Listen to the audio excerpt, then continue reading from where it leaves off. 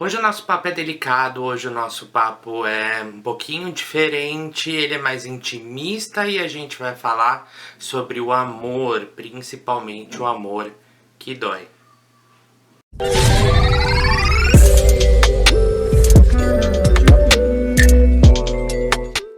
Oi, meus amores, tudo bem com vocês? Sejam muito bem-vindas, sejam muito bem-vindos mais uma vez aqui ao canal, que também é de vocês, né? Meu nome é Pierre Rinco, sou conhecido na comunidade mágica brasileira como Tio Pi, sou auto-sacerdote de magia do caos e tarólogo. E mores, hoje eu quero fazer um vídeo com vocês que é um vídeo um pouco mais de relato, é uma conversa, na verdade é um bate-papo pra gente poder conversar, dialogar um pouquinho sobre coisas do coração, tá? Esse vídeo ele não tem uma intenção nenhuma, na verdade, de julgar ninguém, nem de criticar a vida de ninguém, nem criticar as escolhas de ninguém, nem menosprezar o sentimento de ninguém. É realmente um vídeo de dialética, de reflexão e de construção com vocês de alguns pensamentos, né? E depois eu quero saber aqui nos comentários se vocês concordam ou discordam dos meus pontos de vista, tá? Bom, acontece que eu tive na semana passada, e tem sido bastante frequente o relato nas minhas consultas oraculares também, né? E de amigos, amigas, que têm trazido, assim, histórias um pouquinho tristes, histórias de amores que não dão certo, né? De amores tristes. Então, é, é uma história complicada, eu tenho coisas pra contar da minha própria vida pra vocês. Eu acho que esse vídeo é pra gente poder trocar um pouquinho de experiência, tá? É bem comum acontecer de pessoas que vêm até mim me relatando alguma história que já dura 5, 6, 7, 10 anos, de sentimentos muito tristes, de pessoas que se fecham efetivamente pro amor porque gostam de uma pessoa que não tá mais ali já faz tempo, ou porque foi viver uma outra vida essa pessoa, ou porque terminaram, e essa pessoa primeira, né, que me procurou, não consegue seguir adiante, não consegue avançar, não consegue se desprender daquele sentimento que um dia foi bonito, né? É, Isso é bem triste, gente. É bem triste porque a nossa vida tá passando, né? A nossa vida caminha, a nossa vida tá passando. E como diz a Mulambo, né? Minha querida Pombagira Mulambo, um dia sem prazer é um dia perdido, né, gente? A gente amanhã pode tentar recuperar um pouquinho do dinheiro, fazendo uma hora extra. A gente pode tentar recuperar um pouquinho da saúde. Nem sempre, né? Mas às vezes a gente pode recuperar um pouquinho da saúde indo atrás de um tratamento ou fazendo uma atividade física, enfim, conseguindo um pouquinho mais de bem-estar, um pouquinho de saúde, né? Agora, aquele prazer que a gente não tem naquele dia, a gente jamais vai recuperar, né? No dia seguinte, você não pode ter prazer pelo dia que passou, né? Não existe isso. Aquele prazer foi perdido e foi perdido para sempre. E hoje a gente está construindo as memórias que quando a gente tiver 80, 90 anos a gente vai se recordar. E a minha pergunta que fica, né, o que eu fico refletindo é se vale a pena hoje a gente construir esse tipo de memória, esse tipo de recordação, né? Se quando a gente envelhecer a gente quer lembrar que a gente amou e ficou 10 anos preso numa história que às vezes no fim também não levou para lugar nenhum, né? Eu mesmo já passei por um amor muito triste, né? E foi muito doloroso para mim à época, e eu gostaria de compartilhar essa história rapidamente com vocês. Claro que eu vou resumir, são anos e anos de história, mas eu queria muito compartilhar. Quero dizer que isso é bem íntimo, né? É algo bem intimista, assim, né? E eu me sinto muito feliz de poder contar isso no canal para vocês, tá? Bom, acontece que eu tava no terceiro ano da faculdade, né? Terceiro ano da minha faculdade, eu fiz faculdade de política, para quem não sabe, né? Então eu sou bacharel em política pública, apesar de eu trabalhar com magia, com feitiçaria, com tarô, a minha formação raiz mesmo é uma formação de política pública. E eu tava no terceiro ano da faculdade, E eu tinha uma bichete, uma menina que estava no segundo ano. Eu tinha acabado de começar o ano, né, letivo, o semestre. Então, eu estava na semana me reencontrando, inclusive, com essa menina, que era uma grande amiga minha, né? E ela comentou que tinha um menino que ia na van dela, e ela morava em outra cidade, e esse menino vinha na van dela, e era um menino que até tinha noiva, ele estava até no noivado na época. E ela comentou que queria muito ficar com ele, né? Ela falou que era o menino mais bonito da faculdade, que era aquele menino, né? Nossa, culto, erudito, era alguém que ouvia piano na van, era uma coisa assim muito diferente do que a gente que tava ouvindo na época, né? 2005, 2006, tava ouvindo o quê? Tava ouvindo funk, sei lá, qualquer outra coisa, menos isso, entendeu? Tava até na época do emocore, sabe, gente? Tava na época lá do NX0. Ai, nossa, aquela época desgraçada daquela década, né? Que pelo menos tinha esquerda no poder, né, gente? Mas, enfim. E aí, essa menina era muito bonita. Essa minha amiga eu brincava que ela era uma tiradora de elite, porque todo mundo que ela queria ficar, ela ficava. Era uma coisa assim impressionante. Se ela via alguém, ela podia não nunca ter visto esse menino na vida. Se ela cismava que ela queria ficar com esse menino, ela ia lá e ela ficava com esse menino em 2 ou 3 dias. Era um poder assim dessa menina de atração que eu nunca vi. Olha, a pombagira dela tá de parabéns, viu, gente?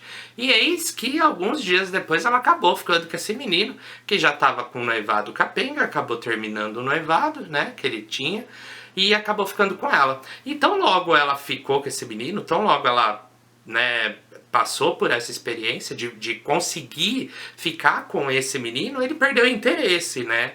Na época ele perdeu um pouquinho de interesse pra ela achou meloso demais, ela achou, né, grudentinho demais.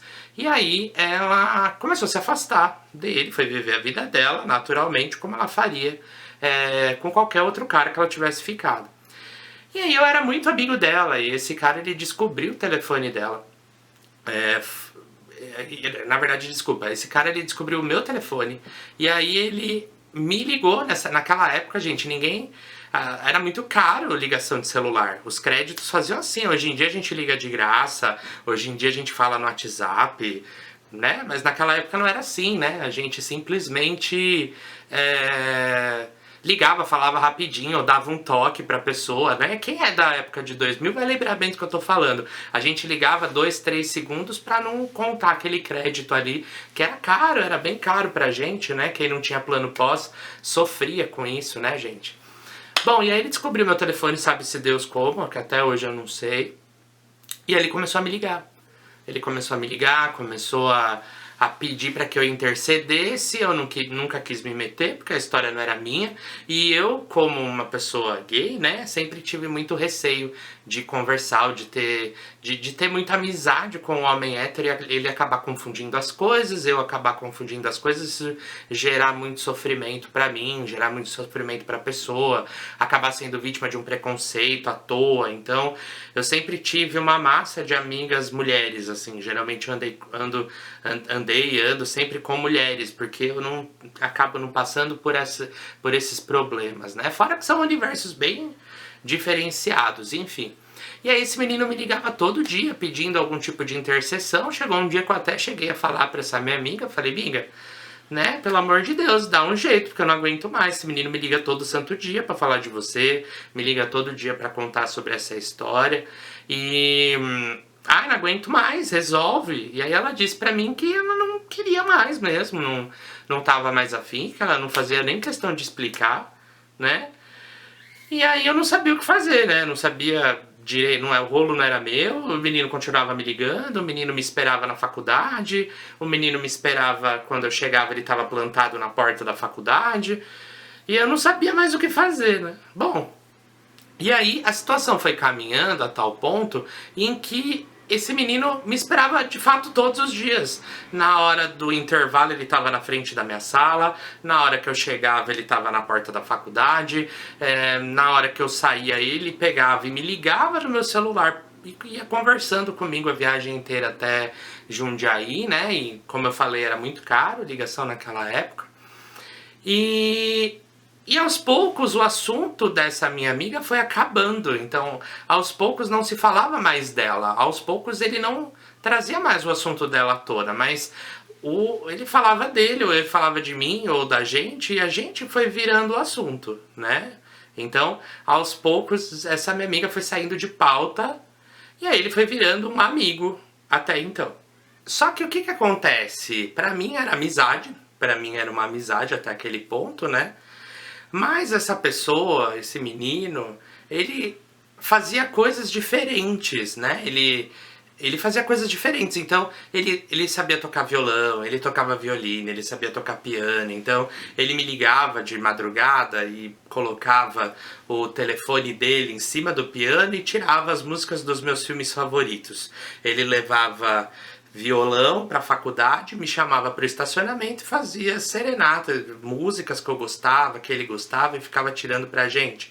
Quando eu chegava, ele me chamava e me tirava da minha turma de amigos, né? E falava, vamos pro meu carro. E a gente ficava no carro dele ouvindo Chico Buarque, a gente ficava no carro dele ouvindo MPB. Então, e conversas todo dia, e poesias todo dia, e arte todo dia. E aos poucos isso foi me nutrindo, e aos poucos eu fui percebendo que eu estava começando a ficar afim dele.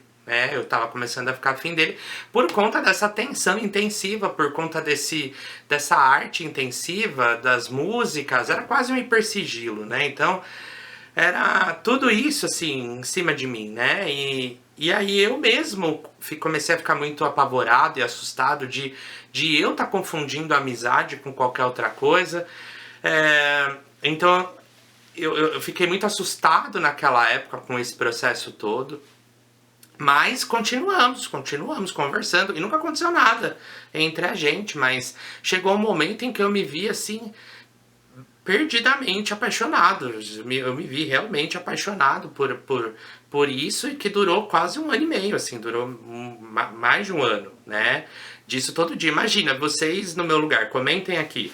Como é que vocês ficariam, assim, com um menino que era o mais bonito da faculdade, um menino, assim, que tinha uma certa cultura, um certo conhecimento, uma pessoa muito diferente, que chegava com uma solidão no coração muito grande, né? Ali, vindo da família, vindo dos relacionamentos anteriores, né? E vocês sabem como é quando a gente se encontra ou fica perto de um homem quebrado, né? É muito fácil gostar de um homem quebrado, né? Porque a gente tem uma tendência natural de querer consertar as pessoas, de querer consertar o mundo, de querer arrumar o que está errado, de cuidar de quem precisa. Então, esse tipo de situação são situações que às vezes prendem muito a gente, né? E você que deve estar assistindo já deve ter sentido isso também, de estar exatamente nesse lugar, nesse espaço de querer consertar alguém que está errado. E esse é um pensamento que prende a gente também, é um dos grandes motivos para amores tristes acontecerem, né? Bom, e aí eu sei que isso durou 1 ano e pouco e, nossa, foi uma época muito, muito difícil pra mim, porque minha avó adoeceu pela primeira vez, né? Minha avó ficou muito doente, ela teve uma crise de labirintite e pós-labirintite ela nunca mais se recuperou, assim. Ela era uma pessoa saudável, ela era uma pessoa feliz, uma pessoa divertida. E aí eu acho que o Alzheimer dela, hoje ela tem Alzheimer, e o Alzheimer dela começou nessa época, assim, eu vi isso acontecer de perto, então eu passava todos os meus dias na casa dela, ajudava a cozinhar, ficava lá todo santo dia, e isso me causava, assim, muita tristeza, né, de ver alguém que eu gostava muito numa situação tão vulnerável quanto essa, né. E sempre tinha a ligação dele, então às vezes eu tava na casa da minha avó cozinhando alguma coisa e ele ligava, a gente passava 40 minutos conversando, 50 minutos conversando, né? E aquilo me acolhia, me preenchia, me ajudava naquele momento vulnerável em que eu tava, né? E tudo muito doce assim, sabe? Bom, resumindo, um tempo depois, 1 ano e meio depois, ele tinha me chamado pra ir pra praia, ele falou, vamos pra praia, vou eu e você pra praia, que, né, a gente vai conversar, tem coisas pra gente conversar. E aí eu fiquei naquela euforia, achando que alguma coisa ia acontecer. 2 dias depois, ele me chama pra bater papo, né? Ainda não tinha acontecido a viagem, nem aconteceu, aliás. E aí ele diz pra mim que ele recebeu na porta do prédio dele uma caixa, né? Uma caixa com pertences daquela ex-noiva. Lembra da ex-noiva que ele terminou pra ficar com aquela minha amiga? E aí ela colocou tudo numa caixa, assim, tudo que era do noivado deles, da relação deles, e no aniversário de noivado, no dia que faria aniversário de noivado, ela mandou entregar no prédio dele, e ele recebeu essa caixa. E quando ele recebeu essa caixa, ele entrou em choque, em parafuso, e disse e aí ele perguntou pra mim o que eu achava de ele voltar com essa ex-noiva. E aí, assim, eu não sabia o que falar, eu era jovem. Gente, vocês estão falando de um Pierre de 2000 e, sei lá, 6, assim, faz muito mais de 10 anos, né? Então eu não tinha a mente que eu tenho hoje, a preparação que eu tinha hoje. Eu era um cara que me percebi que eu era gay com 16, 15, 16 anos, que me toquei de que era possível ser feliz e gay com 18, 19. Então eu comecei a viver minha vida tardiamente, né? Aquilo que uma pessoa hétero vive com 12, 13 anos, né? Que nem é o certo de viver, inclusive, mas vive, é fato. A gente sabe que vive. Quantas pessoas nessa faixa etária, assim, veem o primeiro amor, se apaixonam pela primeira vez, né? A gente sabe disso. E aí, mesmo não sendo recomendado, isso acaba acontecendo. E aí, eu não fui ter isso, assim, eu simplesmente não pensava em relacionamento, eu não pensava em sexo, em nada disso, quando eu era jovem. Eu fui viver o que uma pessoa hétero sente na juventude quando eu tinha quase 20 anos, entendeu? Então eu era muito inocente, assim, eu não conseguia compreender as coisas da vida, então eu nem sabia o que responder para esse menino nesse momento, né? E eu achava muito injusto, eu só achava muito injusto eu ter que tomar essa decisão, eu ter que decidir por ele. Quem tinha que decidir era ele, né? Eu acho que estava mais do que claro que eu sentia, mesmo que nunca nada tivesse sido dito de nenhuma das partes, mas eu acho que estava tudo muito claro ali o que havia colocado. Acho que nem eu tinha coragem, nem ele tinha coragem, ninguém tinha coragem de avançar. E aí eu falei, vai em frente, faz o que você quiser. E aí no dia seguinte ele pediu essa menina em namoro de novo, pediu perdão, ela aceitou. Um dia depois eles noivaram. Um dia depois, no terceiro dia, ele deu entrada num apartamento e no quarto dia eu não o vi mais, né? Ele vivia na sala dele, então ele não estava mais me esperando na porta, nem na porta da minha sala, não tinha mais ligação dele, não tinha mais e-mail dele, não tinha mais Messenger dele, não tinha mais nada, né? De repente não tinha mais piano, não tinha mais violino, não tinha mais violão, e quem pegou a viola e teve que pôr embaixo do braço fui eu, né? E isso foi muito difícil, assim, foi muito difícil pra mim nessa época, foi muito difícil entender e aceitar isso, sabe? Foi muito difícil porque era como se eu fosse, nesse mundo ilusório, era como se eu fosse uma companheira dele, praticamente, era como se a gente tivesse casado ali, um relacionamento, alguma coisa assim. E daí do dia pra noite eu não tinha mais isso, né? Do dia pra noite ele não podia mais me ver, falar comigo. Tava sempre escondido, tava sempre de lado, nunca mais via ele na faculdade. Então, foi muito doloroso, gente. Imagina ter que lidar com isso, assim, nessa idade, passando por tudo que eu tava passando, foi muito difícil pra mim. Bom, e aí eu tive que lidar com esse vácuo, eu tive que lidar com esse silêncio que durou mais ou menos um ano e meio, mais ou menos, quando ele apareceu de novo e perguntou. E aí, eu juro, se eu via ele de um lado da faculdade, eu atravessava a rua, eu ia para outro, eu juro, eu queria distância. A ideia dessa história me matava por dentro, assim, eu demorei todo esse tempo para me recompor, para me compreender de novo, para me reconstruir. Foi muito difícil me reconstruir, muito, muito, muito, assim. Acho que foi um dos períodos mais tristes da minha vida foi esse, assim. Miserável, sabe? Em que eu me sentia sozinho, assim, em que nada tinha graça. O mundo, ele tinha perdido a graça pra mim, sabe? Era como se alguém tivesse roubado as cores do mundo e deixasse o branco, o preto e o cinza, e o marrom e o sépia, e não tivesse mais nada, e não tivesse mais música, e não tivesse mais nada, sabe? Era assim que eu me senti durante esse tempo, sabe? 1 ano e meio depois, mais ou menos, eu tava indo pra uma prova, eu tava atrasado, e aí eu ouvi alguém chamar o meu nome, e era a voz dele de novo, e eu gelei, sabendo que mais uma vez eu tava ouvindo, então, né? E aí ele falou que queria conversar, né? Falou, queria conversar com você. Aí eu falei, olha, eu não tenho nada pra te falar, né? Não tenho nada pra conversar com você e tudo mais. E aí ele falou assim, não, mas na verdade eu tenho. Aí ele veio, sentou, pediu desculpa, falou que não queria que eu tivesse passado por isso, que um dos motivos pelos quais ele terminou esse noivado, que pelo jeito ele tinha terminado o noivado, é porque era uma menina que não deixava ele falar comigo, não deixava falar com a família, não deixava falar com ninguém. Ou seja, ele, segundo ele, nessa história, ele parou de falar com a menina comigo por conta dessa menina, que era alguém que não estava na faculdade, era alguém que, né, nunca ia saber se a gente estava conversando de verdade ou não. Então, ele se afastou porque ele quis, né? E aí ele pediu perdão pelo que ele fez eu passar, perguntando se a gente podia ter uma amizade de novo. E aí eu pensei, já tinha superado, falei, beleza, né, pode ser. E aí, trouxa, né, palhaça, aceita, né, e em um mês eu tava sentindo tudo de novo. E no segundo mês ele apareceu namorando uma outra menina. E aí cada vez que ele terminava, de alguma maneira, ele tentava me procurar, ou tentava falar. E aí, por sorte, eu já tinha conseguido passar por essa história, já tinha conhecido meu companheiro atual. Então, essa história foi ficando cada vez mais no passado, mas... e aí eu fui aprender o que é o amor depois, muito tempo depois, né? Anos depois, com esse meu novo companheiro, no qual eu pude perceber que aquilo que eu sentia não era amar, aquilo que eu sentia era qualquer coisa menos amar, aquilo que eu sentia era uma escada, eu era uma escada de alguém.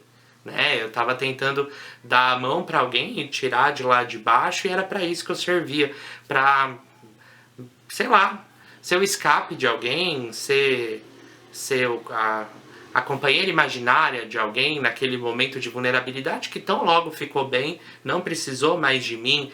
E aí eu fui descobrir depois dessa história com meu companheiro novo que amar não é nada disso, que amar é cuidado, então cuidar um do outro, amar é melhorar e aprimorar, muitas vezes até com conflito, mas se aprimorar, se compreender, ter um objetivo próprio, superar os próprios problemas, superar as dívidas que ficaram, seja com a família, seja com o banco, seja em qualquer lugar, e o apoio mútuo. Mas essa história sempre, durante um bom tempo, assim, ela sempre teve me machucando um pouco, não porque ainda havia amor, mas porque era como eu me sentia invadido, eu me sentia invadido, sabe? Era como se fosse uma terra imprópria invadida, né? Era assim que eu me sentia. Acho que igual aquele filme Mother, que eu até não assisti ainda, mas eu sei que fala mais ou menos sobre isso. Era meio que assim que eu me sentia, né? E aí eu tô trazendo esse exemplo com detalhes, com riqueza de detalhes sobre algo particular da minha vida para vocês, porque eu nunca tive a oportunidade de falar o quanto isso machucou, o quanto isso me destruiu, o quanto isso doeu. E às vezes o fato da gente não falar faz com que a gente fique arrastando esses amores tristes por anos. E é por isso que eu tô gravando esse vídeo pra vocês sem peso de julgamento, porque eu estive nesse lugar, eu passei por isso, eu vivenciei isso, eu sei o que é estar aí, sentindo esse abandono, essa solidão, esse fim de sonho, né? E eu, como uma pessoa que passou por isso, quero falar retroativamente para você que está passando isso agora, eventualmente pare aqui nesse vídeo,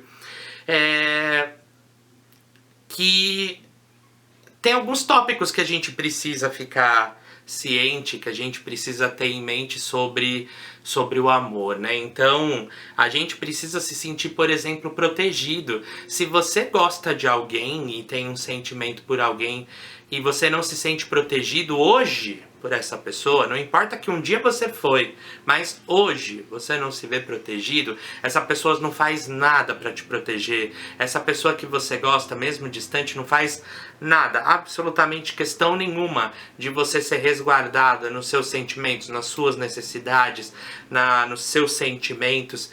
Se isso acontece, provavelmente essa pessoa ela não é para você, essa pessoa ela não tá mais no seu caminho. Se você também não se sente amada hoje por essa pessoa, e não é amada na nossa cabeça, de falar, não, eu sei que ele me ama, é onde ele está, eu sei que ele me ama. Não, é amada mesmo, amada na prática. Se você não se sente amada, provavelmente essa pessoa ela não deve estar também no seu caminho, né? Se você não se sente requisitada, se essa pessoa não te manda mensagem, ela não te procura, se essa pessoa não quer saber se você tá bem, se você tá viva, se você tá morta, nunca te liga, nunca fala com você, nunca pergunta se você tá bem, manda mensagem, ela deixa certinho lá no WhatsApp, coloca visto no Instagram e nunca te responde, provavelmente essa pessoa não está no momento da vida dela em que ela vai poder te atender, em que ela vai poder te dar o carinho que você precisa, o amor que você precisa. Se você não se sente cuidada, né, e você sente que essa pessoa que você gosta não se move para cuidar de você, para olhar para as dores que você tem, para uma doença que você tem, para uma dor que você tenha, se essa pessoa sabe que tem alguém na sua família que tá mal, alguém na sua família que tá doente, e ela não se importa, sabe, de cuidar, de dar uma carona, de levar alguém para um hospital, de fazer alguma coisa nesse sentido, se essa pessoa não cuida nem um pouquinho de você, sabe? Você trabalhou o dia inteiro, acordou 5 da manhã, fez tudo, aquela pessoa não teve a coragem de, quando você chegou em casa 10 horas da noite depois de trabalhar, de fazer nada para facilitar a sua vida, nada para cuidar de você, uma massagem no seu pé, deixar a janta pronta, lavar uma roupa, nada. Essa pessoa provavelmente também ela não serve para você nesse momento. Também é um amor triste que não serve pra você hoje. Se você sente que você não recebe afeto dessa pessoa, afeto. E aí eu nem tô falando se essa pessoa transa com uma pessoa, transa com outra.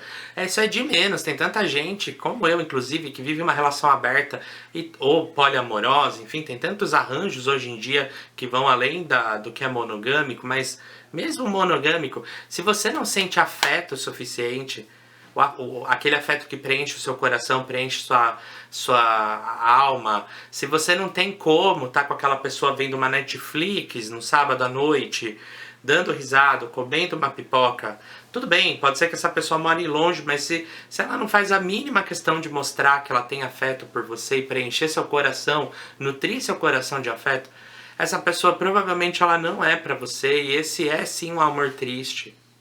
E finalmente, se você não consegue se ver envelhecendo do lado dessa pessoa hoje, eu não tô falando no seu imaginário, tá? Ai, não, eu poderia viver com essa pessoa se ela estivesse comigo hoje, eu poderia envelhecer do lado. Não, com as condições que estão colocadas hoje, você imagina que você envelheceria do lado dela?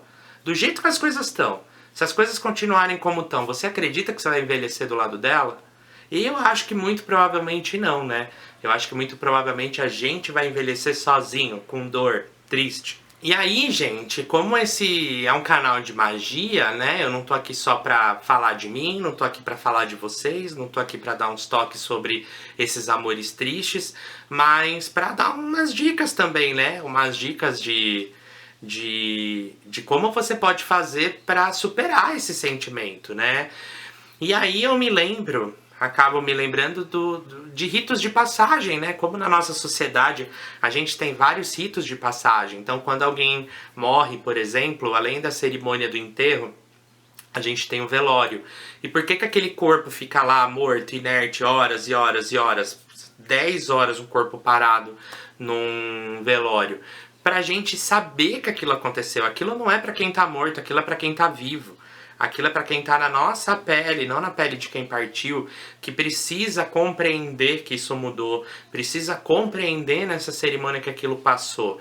Festa de debutante, né? Nem todo mundo pôde ter esse tipo de festa, mas festa de debutante que mostra que aquela pessoa não é mais criança, aquela menina finalmente pode ser apresentada à sociedade, pode viver. Então, temos vários ritos de passagem na nossa vida. E para esses casos de amores tristes, o que eu recomendo realmente é um rito de passagem.